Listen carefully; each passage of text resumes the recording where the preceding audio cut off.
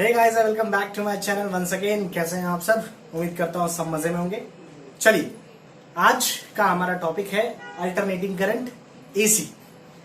Alternating current पहले electromagnetic induction के साथ मर्ज होके आता था, अब सेपरेट हो गया है। अब वो एक इंडिपेंडेंट चैप्टर है।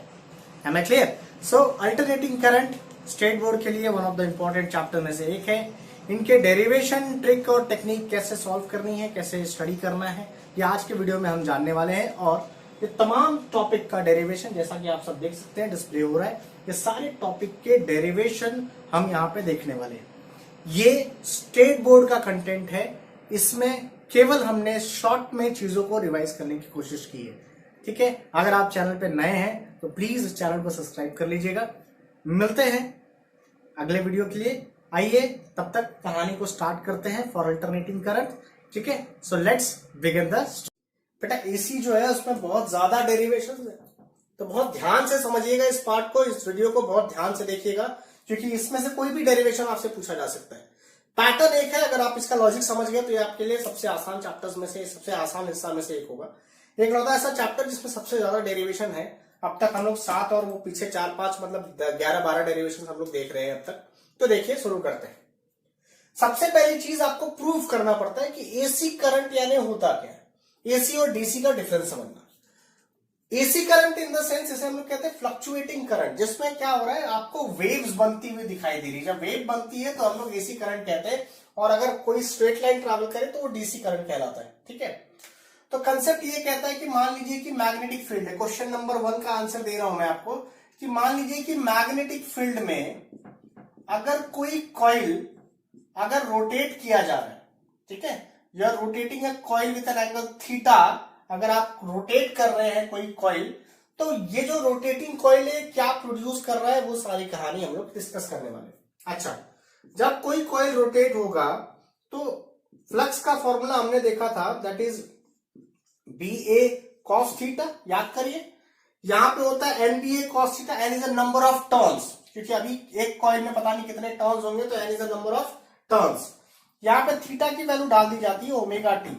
ओमेगा यानी एंगुलर वेलोसिटी और टी यानी टाइम। ये अगर यहाँ पे पुट कर दिया जाए तो यहाँ पे फ्लक्स का आपके लिए फॉर्मूला हो जाएगा NBA cos ओमेगा टी। ये हो गया फ्लक्स का फॉर्मूला। अब जरा ध्यान दीजिए कि ईएमएफ क्या होता है, फ्लक्स का चेंज होना। तो अगर फ्लक्स को चेंज किया जाए विथ रिस्पेक्ट टू टाइम तो ईएमएफ होता है, यानी हमें लिखना पड़ेगा D five by D T is what NBA cos omega T. NBA cos omega T. जब अगर आप इसे इवेल्युएट करा देते हैं तो ये आ जाता है NBA cos ओमेगा टी का derivative. NBA cos omega t का डेरिवेटिव क्या हो जाएगा, देखो। सो NBA cos ओमेगा टी का डेरिवेटिव, तो cos का डेरिवेटिव माइनस साइन, और यहाँ पे एक माइनस और माइनस गेटिंग प्लस। यहाँ पहले से एक माइनस था, ये माइनस है गेटिंग प्लस, तो यहाँ पे हो गया omega t this like this. Now omega की value can be written as 2 pi f frequency. अगर ये पुट करते हो तो आपको फॉर्मूला मिल जाएगा NBA 2 pi F sine omega t. ये पूरा टर्म कांस्टेंट होता है, जिसे हम लोग कहते हैं पीक वैल्यू ऑफ ईएमएफ। तो हम इसे लिख सकते हैं E naught sine omega T. तो आप देख सकते हैं कि फ्लक्स के चेंज होने से ईएमएफ इंड्यूस हुआ, लेकिन ईएमएफ है कैसा? ईएमएफ है साइन वेव की तरह। साइन वेव आप सब जानते हैं, इस तरह से वेव प्रोपोगेट होती है, वो साइन वेव कहलाती है। तो आप देख सकते हैं कि ये जो इसमें जो ईएमएफ बना, यानी कॉइल के मूव करने से मैग्नेटिक फील्ड में अगर कॉइल मूव कर सकते हो तो उसमें जो ईएमएफ बनता है वो साइन वेव बनता है, साइनसोइडल वेव बनता है। इसका मतलब जो करंट प्रोड्यूस होगा इस ईएमएफ की वजह से, उससे हम लोग अल्टरनेटिंग करंट कहेंगे। इस मैकेनिज्म को एसी जनरेटर भी कहा जाता है। तो ये आपका पहला डेरिवेशन। क्या करना है? फ्लक्स बनाना है, फ्लक्स का डेरिवेटिव ले लेना है, काम खत्म। फ्लक्स बना के फ्लक्स का डेरिवेटिव ले लेना है, काम खत्म। क्लियर?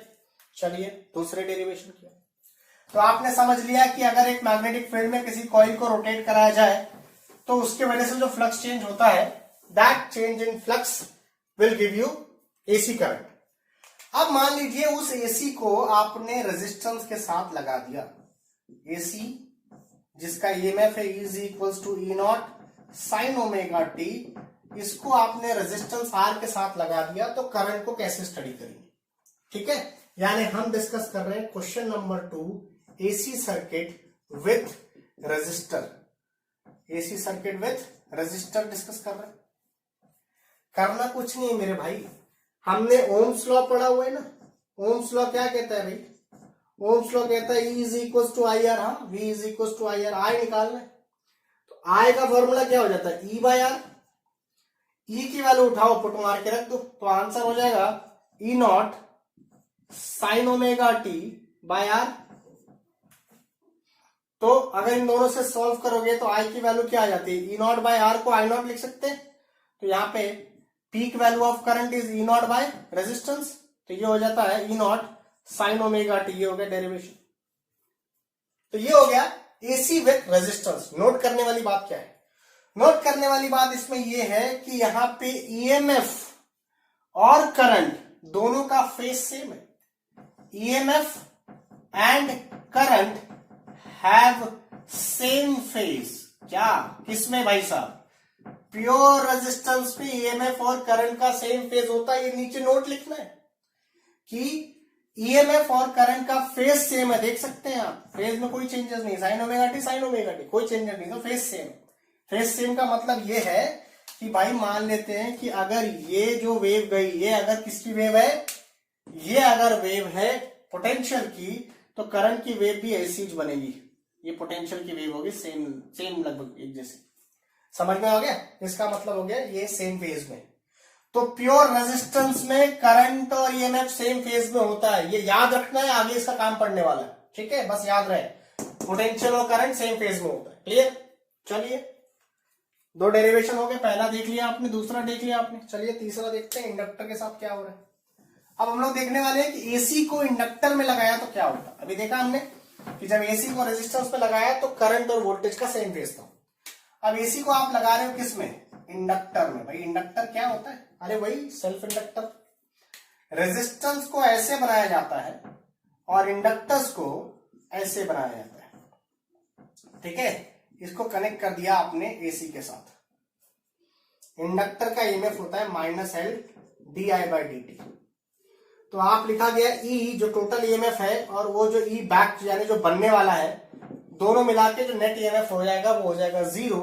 तो ये जो ई बैक यानी ये यहाँ पे ई बैक की वैल्यू होती है minus D L D I by D T. इसे सॉल्व करेंगे तो ये हो जाएगा L D I by D T, क्योंकि ये माइनस इधर जाएगा प्लस हो जाएगा। अब यहाँ पे आपको करंट दिया होता है I is equal to I not sine omega t. Current given है, निकालना क्या है? ईएमएफ। पुट कर दो यार यहाँ पे इसकी वैल्यू। तो आप इसको डेरिवेटिव ले लोगे तो यहाँ पे एल हो जाएगा D I by D T. I by D T का हो जाएगा I not sine omega T. अब बेटा ध्यान देना, इसका डेरिवेटिव ले लोगे तो ये हो जाएगा I not L sine omega t का डेरिवेटिव होता है कॉस ओमेगा टी, और ओमेगा टी का डेरिवेटिव होता है ओमेगा। तो यहाँ पे हो जाएगा ओमेगा कॉस ओमेगा टी। ये हो गया ई। पिक्चर क्लियर है ना? ये हो गया ई का वैल्यू। अब थोड़ा सा ध्यान दे देंगे भाई साहब। तो अगर आप इसे ध्यान दे दे तो ईएमएफ को साइन के फॉर्म में लिखे तो पहले तो आपका ये जो वैल्यू बन जाता है, ये क्या हो गया? Peak value. तो यहाँ पे ध्यान दे देंगे, यहाँ पे पीक वैल्यू यानी ई नॉट की वैल्यू क्या आ गई? ई नॉट की वैल्यू होगी I not L omega. I not L omega, है ना? सो अब यहाँ पे अगर इसे कंपेयर करें तो ये हो जाता है ई नॉट और यहाँ पे हो जाता है साइन ऑफ, क्या लिख सकते हो? Omega T plus pi by 2 लिख सकते हैं ना यार। तो आप देख सकते हैं क्या डिफरेंस मिला भाई।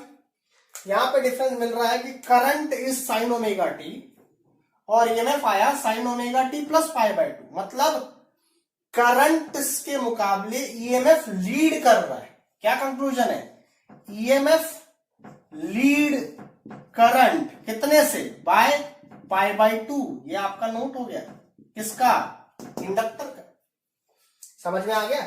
और एक बात ध्यान दीजिए, इस फॉर्मूले को अगर कंपेयर किया जाए आई ओमेगा से यानी E is equal to I R से, तो यहां पे R यानी रेजिस्टेंस की वैल्यू होती है ओमेगा एल।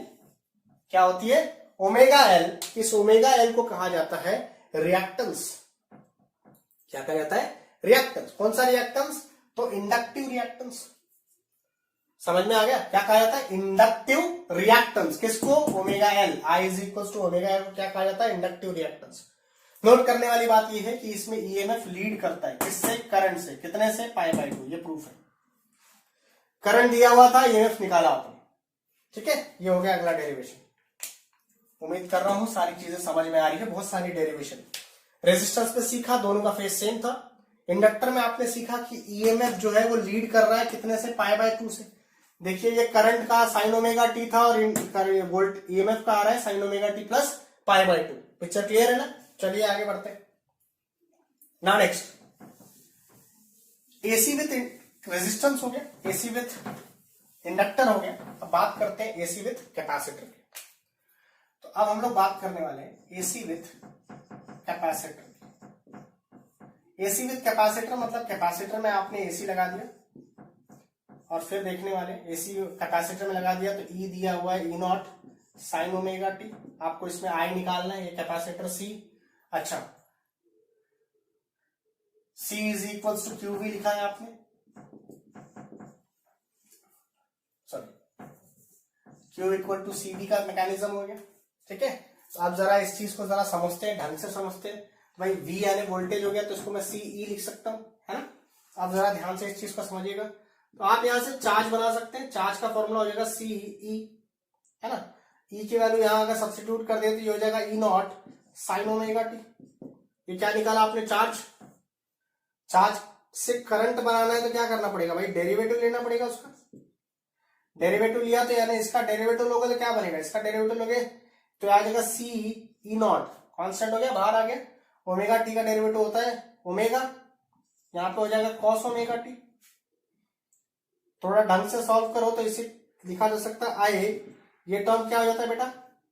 ये टर्म हो जाएगा आपका आई नॉट और कॉस ओमेगा टी को लिख सकते हैं साइन ओमेगा टी प्लस π/2।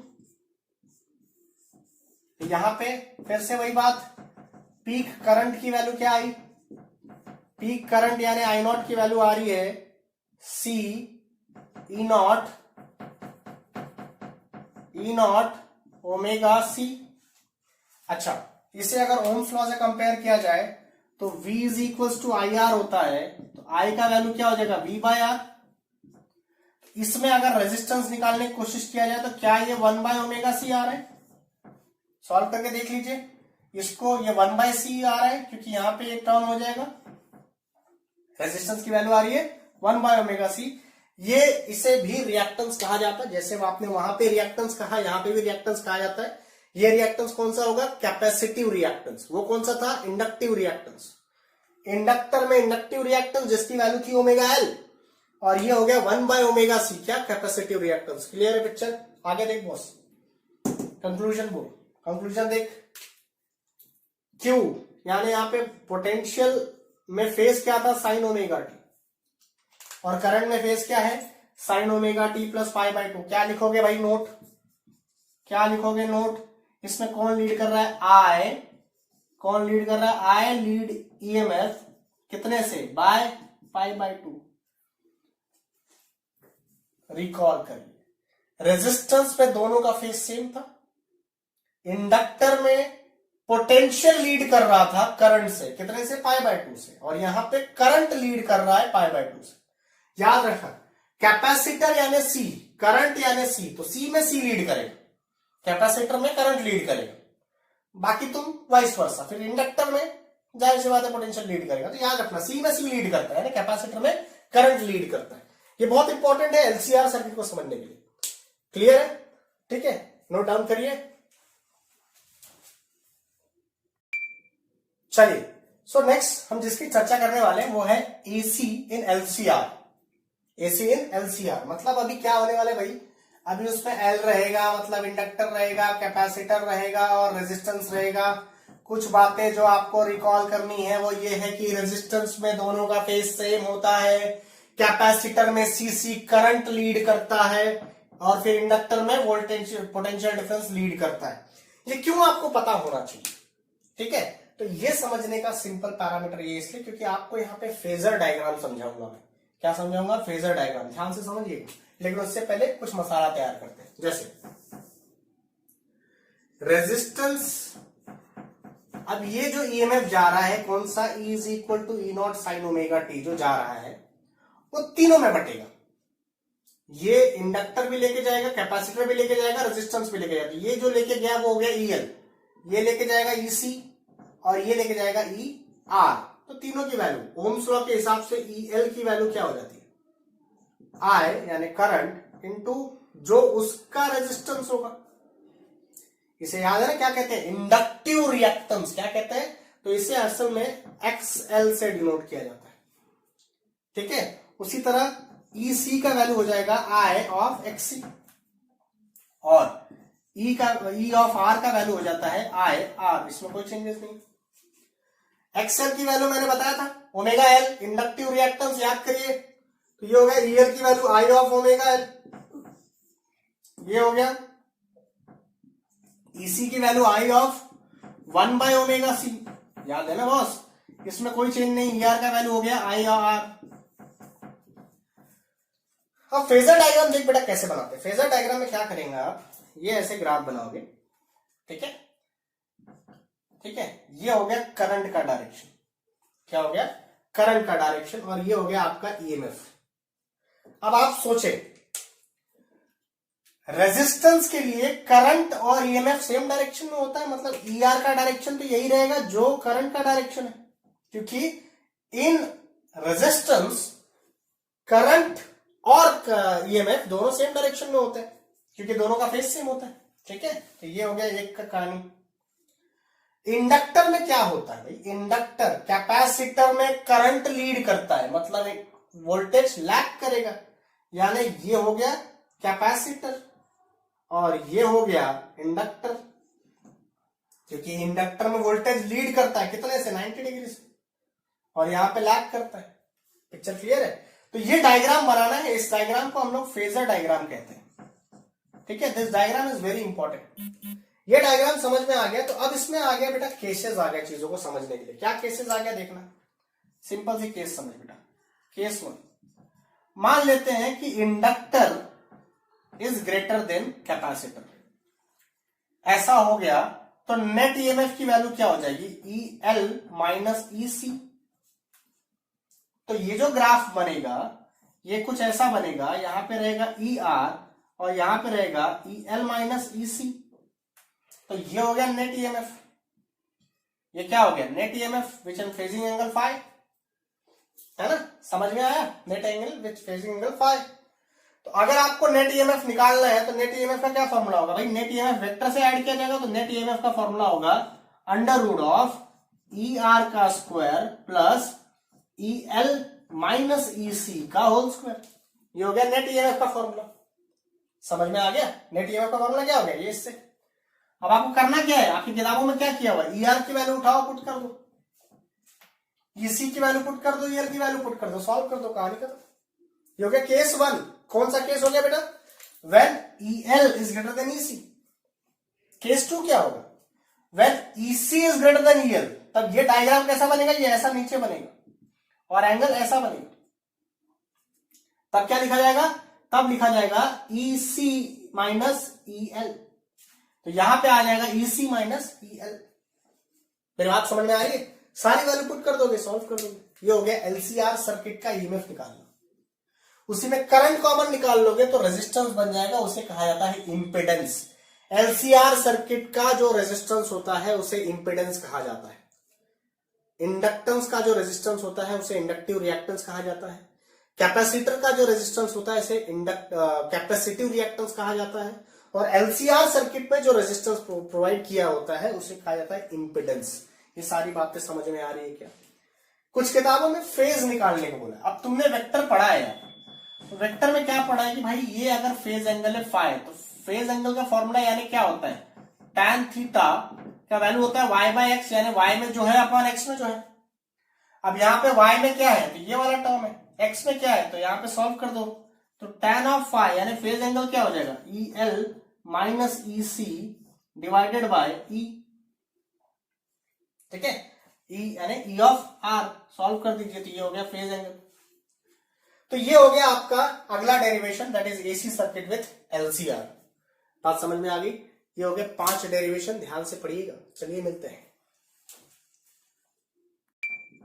चलिए अगली चर्चा करने वाले हम power of AC in resistance.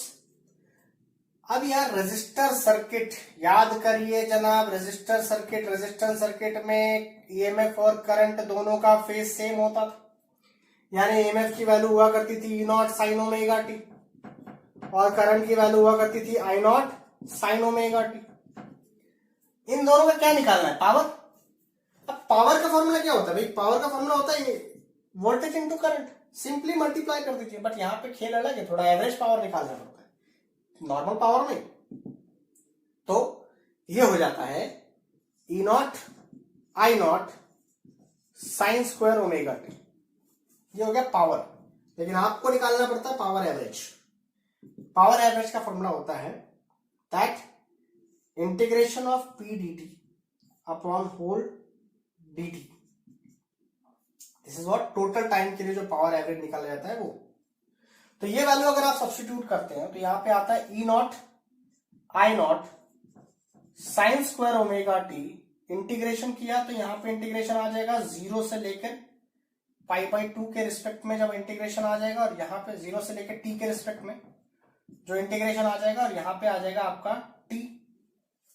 अब बेटा इसमें सिर्फ एक चीज जो तुम्हें नोट रखनी है, आपने इंटीग्रेशन में ये चीज पढ़ा होगा कि integration of 0 to time period में साइन स्क्वायर ओमेगा टी की वैल्यू होती है टी बाई 2। सॉल्व करके देख सकते हैं आप, क्या होती है टी बाई 2। मतलब इसके जगह जो वैल्यू आएगी वो आएगी टी बाई 2, यानी आपका जो फाइनल आंसर आता है वो आता है E not I naught T by 2t, T getting cancel. तो आपके सामने मिलता है पावर एवरेज का formula E not I naught by 2, जिसे लिखा जा सकता है E naught by root 2 into I naught by root 2। E naught by root 2 और आई नॉट बाय रूट 2 का एक्सप्रेशन नाम दिया गया है ई आर एम एस और आई आर एम एस। क्या कहा जाता है? ई आर एम एस और I R M S. This is very important, E R M S और आई आर एम एस। तो ये हो गया पावर इन एसी रेजिस्टर, दोनों का फेज सेम था, सिंपली मल्टीप्लाई किया और एवरेज पावर निकाला।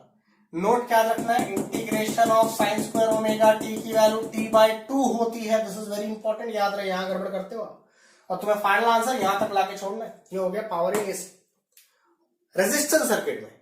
अब देखना है power in AC in LCR circuit, क्या चेंज आएगा? पावर का फॉर्मूला वही होता है, वोल्टेज इनटू करंट। क्या चेंज आएगा देखो, इसी में बता रहा हूं, ध्यान से देखना। एलसीआर सर्किट में भाई यहां पे लगा दिया मैंने एल, सॉरी सी, और यहां पे लगा दिया एल, फर्क नहीं पड़ता, एलसीआर सर्किट हो गया। क्या चेंज आएगा? करंट को अगर लेते हो ई साइन ओमेगा टी, तो ये वाली हो जाएगी E sine omega T plus five, phase difference. अब अगर ये चेंज हो जाएगा तो आगे का पूरा कैलकुलेशन चेंज हो जाएगा। देखो तो पूरा कैलकुलेशन कैसे चेंज हो गया भाई, ठीक है। अब पूरा कैलकुलेशन थोड़ा सा ट्रिकी हो जाएगा। देखो इसे अगर आप सॉल्व करते हो तो ये हो जाता है, पावर का फॉर्मूला हो जाता है E not I not sine omega T into sine of omega T plus five. अब यहां पे साइन ए प्लस भी लगेगा, तो अगर आप इसे सॉल्व करते हैं ये होता है E not I not sine omega T into sine A cos B plus cos A sine B. याद है साइन ए प्लस बी का फॉर्मूला है ना, इसे और इवेल्युएट करिए तो ये हो गया ई नॉट आई नॉट, जो हो गया sine square omega T cos five plus, थोड़ा ध्यान से, E not I not sine omega T cos omega T sine of five. ठीक है, ये आपका पावर हो गया। लेकिन पावर नहीं निकालना जनाब, एवरेज पावर, इंटीग्रेशन है ना, एवरेज पावर याद है ना। एवरेज पावर निकालने का मतलब P D T divided by time interval, ठीक है, दिस इज एवरेज पावर। तो यहां पे सीन ध्यान रहे, ठीक है, इसकी भी जरूरत नहीं। सिंपली आपको इंटीग्रेट कर देना, जैसे आप इंटीग्रेट करोगे, थोड़ा शॉर्टकट मार रहा हूं, ध्यान देना। इंटीग्रेट करोगे तो यहां पे देखो क्या आता है, यहां पे आ जाएगा ई नॉट आई नॉट, बाहर आ गया यहां पे, और क्या कॉस फाइव, फाइव कॉन्स्टेंट है, कॉस फाइव बाहर आ गया। यहां पे इंटीग्रेशन बचता है 0 to T sine square omega t, ठीक है, प्लस, और क्या हो रहा है भाई, ये एवरेज पावर का फॉर्मूला है, प्लस यहां पे क्या आ रहा है देखो, E not I not sine phi बाहर आ रहा है, और यहां पे बचा integration 0 to T sine omega T cos omega T whole divided by capital T. जैसे ये नोट याद रखा है वैसे एक और नोट याद रखो, 0 टू टाइम टी इंटरवल में sign omega T cos omega t का डेरिवेटिव होता है, इंटीग्रेशन होता है 0। इसका मतलब ये है बेटा कि ये जो टर्म आप देख रहे हो ये 0 हो जाएगा, जिसकी वजह से ये पूरा टर्म 0 हो जाएगा। जब ये पूरा टर्म 0 हो जाएगा तो ये वैल्यू क्या हो जाएगी, t/2 बाई टी। तो ये अल्टीमेटली जो पावर एवरेज आएगा वो आएगा E not I naught by 2 cos phi, यानी इसे लिखा जाएगा ERMS IRMS cos phi. Pure resistance में सिर्फ ERMS IRMS आया था, लेकिन यहां पे आता है ERMS IRMS कॉस फाई। समझ में आ गई बात? ये एक कहानी हो गई power in LCR circuit. Power in R circuit में सिर्फ ERMS IRMS आया था, और पावर इन LCR सर्किट में ERMS IRMS कॉस फाई आता है। Is it clear? चलिए आगे एक छोटी सी चर्चा, जो फिलहाल यहां लिखा नहीं है लेकिन कई बार पूछा जाता है, वो होता है रेजोनेंट सर्किट। अभी रेजोनेंट सर्किट क्या होता है भाई? देखो, तो आपको जो अगला कंसेप्ट समझना है वो है रेजोनेंट, ठीक है, that is resonant circuit which is very very important. तो रेजोनेंट सर्किट तब होता है जब XL इक्वल टू XC हो। कब होगा? जब inductive reactance equal to capacitive reactance हो जाए। किसमें? इन LCR सर्किट में जब ऐसा सिचुएशन आ जाए, आपने ये देख लिया कि when XL is greater than XC तो क्या होगा, when XC is greater than XL तो क्या होगा। लेकिन अगर दोनों सेम हो जाए तो उस सर्किट को रेजिस्टिव सर्किट का रेजोनेंट सर्किट कहा जाता है। Resonant circuit can be called as pure resistive circuit. क्या कहा जा सकता है? Pure resistive circuit. तो इसमें एक टर्म आपको निकालना पड़ता है जिसका नाम है रेजोनेंस फ्रीक्वेंसी। क्या कहा जाता है? Resonance frequency. अभी रेजोनेंस फ्रीक्वेंसी क्या होता है? तो आप सब जानते हैं कि XL का वैल्यू होता है omega L. We have XL equal to XC। अब XL का वैल्यू होता है ओमेगा एल और XC का वैल्यू होता है 1 बाय ओमेगा सी। तो ओमेगा लेके इधर जाइए तो ये हो गया 1 बाय LC। फ्रीक्वेंसी निकालना है, पहले तो सॉल्व कर लीजिए। तो फ्रीक्वेंसी का फॉर्मूला होता है 2 pi f equal to 1 by LC। Sorry, यहाँ पे स्क्वायर आ जाएगा, तो ये यहाँ पे जब स्क्वायर आ जाएगा तो ये टर्म को इधर लेके चलते हैं, तो यहाँ पे ये अंडर रूट में आ जाता है। यहाँ पे हो गया 2 पाई f, ठीक है। सो यहाँ पे f निकालना है तो ये हो जाता है 1 बाय 2 पाई रूट LC। ये फॉर्मूला हो गया रेजोनेंट फ्रीक्वेंसी का। तो एक 2 मार्क के लिए सवाल कई बार आता है, पूछ देता है कि रेजोनेंट फ्रीक्वेंसी निकालिए। ये टोटल 8 डेरिवेशन हो गए इसी चैप्टर के। तो यहाँ पे आपका इलेक्ट्रोमैग्नेटिक इंडक्शन एंड एसी खत्म होता है। एक बहुत बड़ा और बहुत इंपॉर्टेंट चैप्टर है बेटा, ठीक है। उम्मीद करता हूं आपने सारा वीडियो देखा होगा, आपको सारा कुछ समझ में आया होगा। कोई डाउट है तो आप कमेंट बॉक्स में कमेंट कर सकते हैं, और अगर कोई और चैप्टर की रिक्वायरमेंट भी है तो वो भी आप कमेंट करिए, लाइक करिए, सब्सक्राइब करिए चैनल को। थैंक यू सो मच, और शेयर करिए अपने दोस्तों तक। आपके लिए एफर्ट है यार, थैंक यू सो मच। लगे रहिए, थैंक यू सो मच।